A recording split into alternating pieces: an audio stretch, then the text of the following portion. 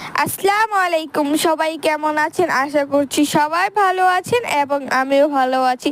আজকে আমার নানু বাসায় আমার এক আন্টি গিফট করেছে এই ডালাটা।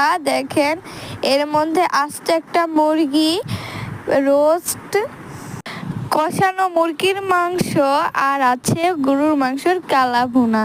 দেখেন, সাথে আছে ডিম, কাবাব, শসা, লেবু, টমেটো, আর সাথে আছে দই। দইটা একটু পরে দেখাই। ডিম, এগুলাই আছে, গাজর। দেখেন কি সুন্দর লাগছে না লাগে, যে অর্ডার করে নিয়ে এসেছে। এই যে হচ্ছে দই।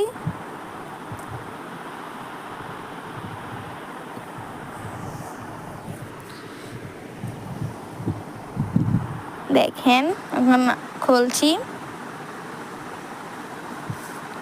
এই যে দইটার কালার কিন্তু অনেক সুন্দর। এই যে